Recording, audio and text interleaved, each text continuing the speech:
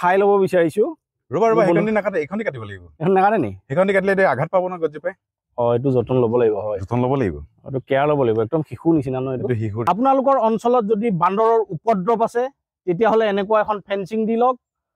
লক্ষ লক্ষ টকা উপাৰ্জনো কৰক আৰু বান্দৰৰ পৰা আপোনাৰ কৃষিডৰা খেতি পথাৰডৰা আপুনি বচাই ৰাখক আৰু লগতে আপোনাৰ যদি ডাঙৰ ডাঙৰ কিছুমান বেমাৰ হোৱাৰ সম্ভাৱনা আছে যেনেদৰে কেঞ্চাৰ সেই কেঞ্চাৰ বেমাৰ পৰাও আপুনি 1000 মাইল দূৰত থাকক আৰু তাৰ বাবে দি লওক এনেকুৱা এখন ফেন্সিং আৰু কি খেতি মই সকলো কৈ আছো হয়তো জনাসকলে জানে মোৰ এজন বন্ধুৱে এই কামটো এই বহুত ভাল লগা কামটো কৰি আছে স্বাৱলম্বী হোৱাৰ লগতে 1000 জনক এক অনুপ্ৰেৰণা প্ৰদৰ্শন কৰিছে আহক ভিডিঅ'টো আৰম্ভ কৰো এটা ফল কাটি খাই ল'ব বিচাৰিছো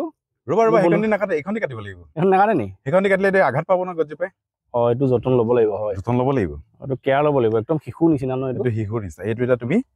মই তোমাক এটা কাটি দেখুৱাই কাটি মোক দিয়াচোন প্ৰথম চুই চাওঁ বস্তুটো মই জীৱনত বজাৰত দেখিছো কিন্তু ইমান দামী চুবলৈকে ভয় লাগে বজাৰত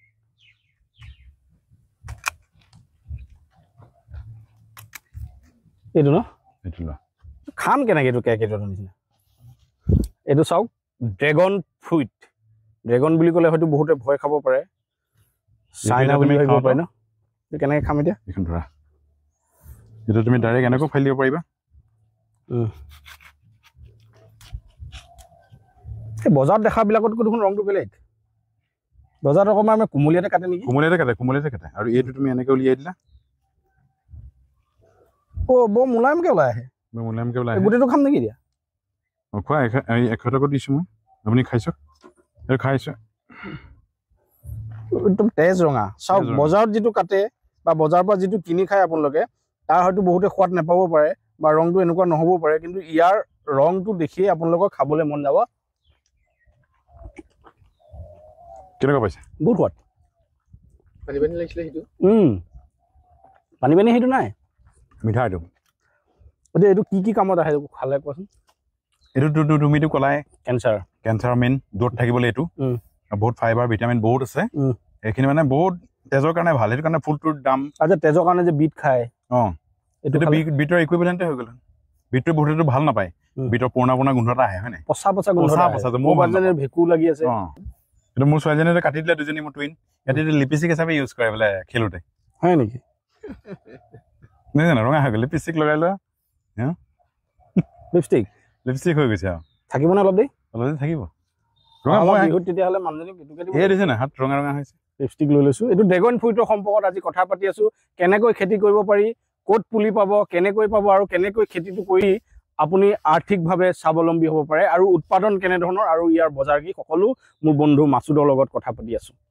2023 চনৰ জানুৱাৰীত লগাইছো বেছি দিন হোৱা নাই প্ৰথম ক'ৰ পৰা আনিছিলা পুলিবিলাক প্ৰথম মইতো কালেকশ্যন মইতো মহাৰাষ্ট্ৰৰো আছে কেৰেলাৰো আছে তাৰ পৰা অৰ্ডাৰ কৰি আনিছিলা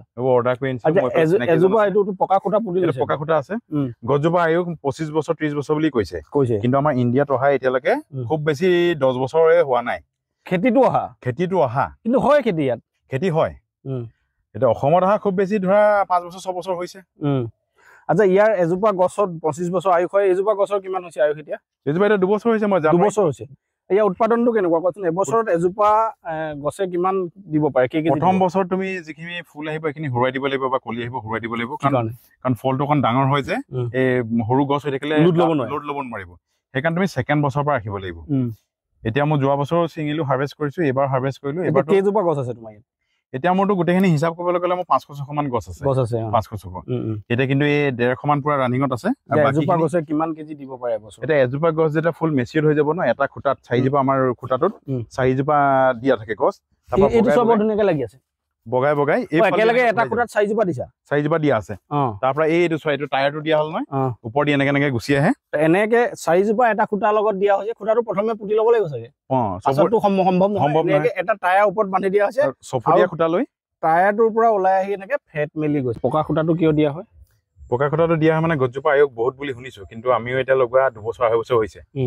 তো বাঁহ খুঁটা দিলে মানে কি বাঁহ খুঁটাটো সাপোৰ্ট নকৰিব না মানে ভাঙি পৰি গ'লে যেতিয়া গছজোপা ডাঙৰ হৈ গ'ল কেৰি কৰিব নোৱাৰিব ভাঙি পৰি গ'লে বাছ সেইটো আকৌ এবাৰ উঠাবলৈ অসুবিধা হ'ব সেইটো কাৰণে পাৰ্মানেণ্ট হিচাপে লগাই থৈছো যিমান দিন খুঁটা বা গছৰ আয়ুস আচ্ছা এজোপা ধৰক মেচিয়ৰ্ড গছ হ'ল ধৰা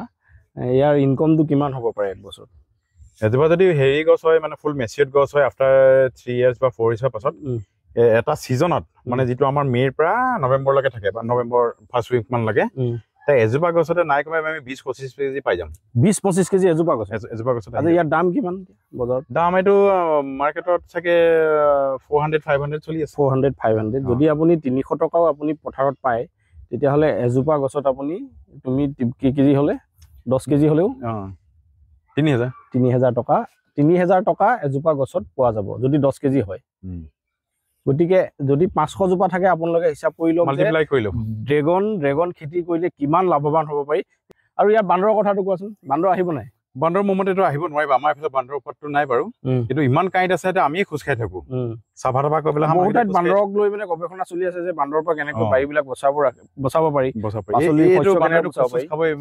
কিন্তু নেমু টেঙাৰ কথা কোৱা হৈছে কিন্তু তাৰ লগতে যদি ড্ৰেগন খেতিও কৰিব পৰা যায় তেতিয়াহ'লে মই ভাবো যে বান্দৰৰ পৰা আপোনাৰ বাৰীখন নিশ্চিত ৰূপত বচাই ৰাখিব পাৰিব এইটো এটা নতুন এক্সপেৰিমেণ্ট হ'ব পাৰে আমাৰ ইয়াত হ'ব পাৰে বেমাৰৰ মেইন ইয়াৰ দুশ্মনটো হৈছে মেইন বৰষুণ আৰু পানী যিটো এইটো কেকটাছ জাতীয় বস্তু ন ইয়াক পানী নালাগে ইমান ইমান নালাগে ন পানী ইমান নালাগে পানী মানে বছৰেকত বা সেইটো অলপ অলপ সেইকাৰণে ভেটি বনাই দিয়া হৈছে সেইকাৰণে ভেটিয়ে ড্ৰেইন বনাই দিছো ড্ৰেইন দিয়া আছে আৰু এনে ইয়াতে মানে কি দিয়া হয় সাৰ জাবৰ ইয়াত সাৰ অকল শুকান গোবৰ দিয়া হৈছে কেঁচু সাৰ শুকান গোবৰ ককপিত সেইকেইটাই দিওঁ মানে অৰ্গেনিক ৰখা হৈছে ভেকুৰনাশক ব্যৱহাৰ কৰি থাকিব ভেকুৰনাশক ফাংগিচাইড মাৰিব লাগিব কাৰণ ফাংগিচাইড আহি যায় কিছুমান ডালত দেখিব বৰষুণৰ ফলত কিছুমান অকণ হালধীয়া পৰিছে সেইখিনি মানে এইটো এতিয়া এইখিনি মানে আৰু এইটো প্ৰব্লেম হৈছে এক্সেছ ৰ'দ এইটো মানে এতিয়া মানে কাটি ৰ'দ যোনটো বিৰাট চোকা যে ই ডেমেজ কৰিছে এতিয়া আকৌ পাছত ঠিক হৈ যাব আৰু এইটো কিন্তু বৰষুণে পানীয়ে ডেমেজ কৰিলে দেখিছা নাই এইটো ফাংগিচাইডটো গোটেই গছজোপাত বাঢ়ি যাব তেনেকুৱাতে এই ডালটো কাটি পেলাই দিব লাগে মই পেলাই থৈছো ফাংগিচাইড আৰু মাহে মাহে ফাংগিচাইড ইউজ কৰি থাকিব লাগিব এইটো পকিবলৈ আৰম্ভ কৰিছে মানে এতিয়া মোটামুটি প্ৰায় 10-15 কেজি আছে আৰু আপোনালোকে যদি ড্ৰেগন খেতি কৰিব বিচাৰে আৰু এই খেতিৰ জৰিয়তে স্বাৱলম্বী হ'ব বিচাৰে তেনেহ'লে মই নাম্বাৰ দি দিছোঁ মোৰ বন্ধু মাছুদৰ লগত যোগাযোগ কৰিব পাৰিব আৰু ড্ৰেগনৰ কাটিং ৰাখি তেওঁ পুলি প্ৰস্তুত কৰি আছে পুলি ল'ব পাৰিব আৰু ড্ৰেগন খেতিটো কেনেকৈ কৰিব পাৰি সেই সম্পৰ্কটো আপোনালোকে শিকি ল'ব পাৰিব আৰু মই ভাবোঁ যে এইটো বৰ্তমান সময়ত অসমত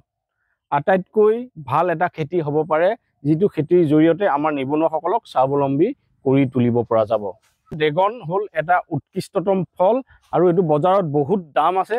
সেইকাৰণে আমাৰ মানুহে খাব নিবিচাৰে আৰু বজাৰলৈ যিখিনি আহে সেইখিনি হয়তো খুব কমলীয়াতে ছিঙি পেকেজিং কৰা হয় সেইকাৰণে হয়তো বহুত বেছি সোৱাদ নাপায় কিন্তু অৰিজিনেল যিখিনি ড্ৰেগন তাৰ সোৱাদ খুব বেছি